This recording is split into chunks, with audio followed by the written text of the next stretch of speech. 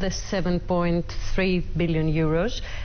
What will it take now for Greece to get the rest of the money, the rest 3.5 billion, I think it is? Yesterday the money arrived in Athens.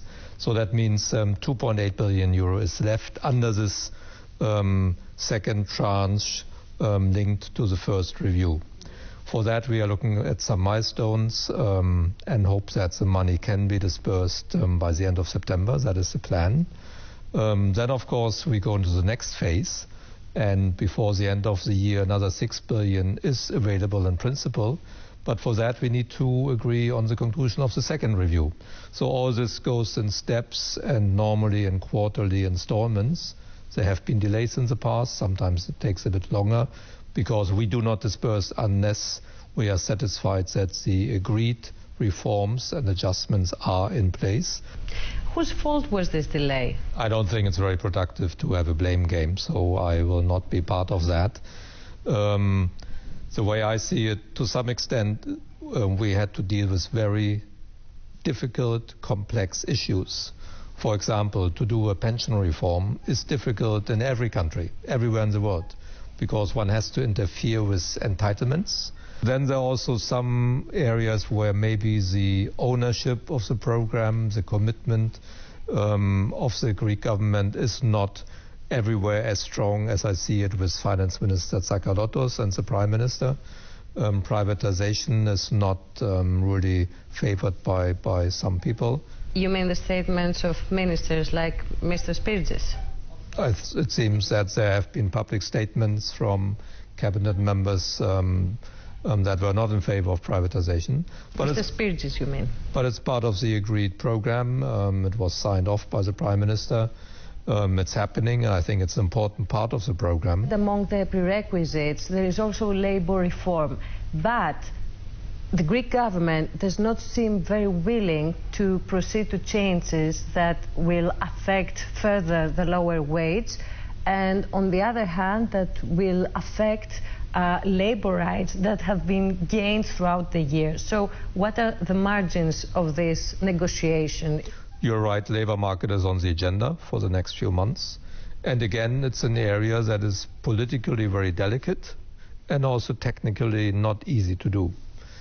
And again, this is not a Greek issue. There are different interests, but experience also shows how important it is to get it right, because countries that do take labor market reforms, and my country where I come from, Germany, did it 10 years ago, the results are then very, very convincing. The unemployment rate in Germany has been cut in half over the last 10 years, to a large extent because of these labor market reforms. In Italy, we see now the first positive results. So I can only encourage the Greek government to look at these examples and to act. There will be good advice coming from the institutions. It is, I think, needed to reduce the very high unemployment rate in Greece. But I admit absolutely that this is politically very, very difficult to do and also technically not easy. But I think there's no alternative. Let's come now to the surpluses issue, Mr. Rέgklινγκ. There's a lot of pressure from the IMF, from people in the Greek government, either from the Greek Central Bank, for lower surpluses than the ones that have been agreed. You seemed very inflexible yesterday in your statement as far as this issue is concerned. So why is that? Do you really think that this surpluses plan is viable, is realistic? Well, the length of time is not decided yet. But to reach a primary surplus of 3.5% of GDP in 2018 was a cornerstone of the agreement reached between Mr. Tsipras and his European colleagues last July. It's not up to me to question that. I just made clear that I don't expect that it will be changed, because I remember very well the difficult negotiations, and that was a cornerstone of the agreement, and I don't see any movement to change that. Also this morning the Greek government confirmed that they feel committed to that, because they want to be credible and stick to agreements.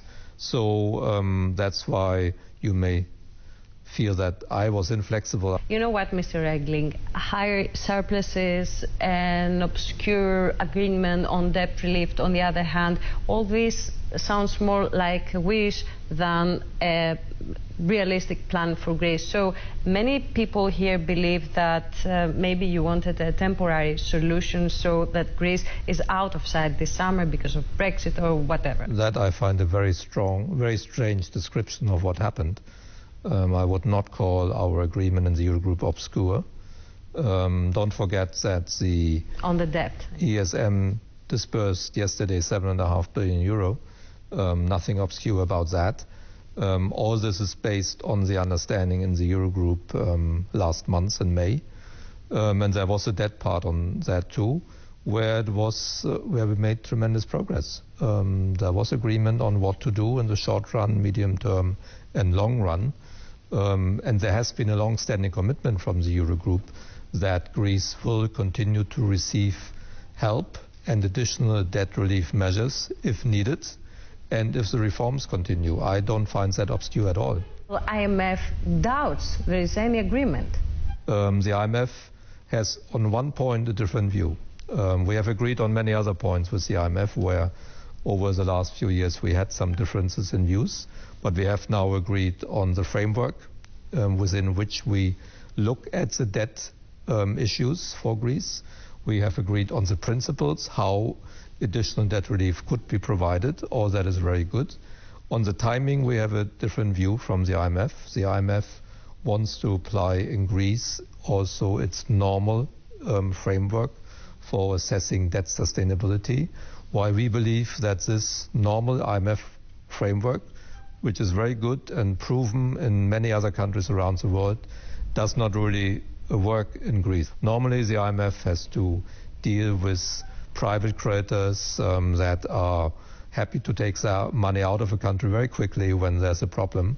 The IMF in other countries outside Europe has no other official source of financing.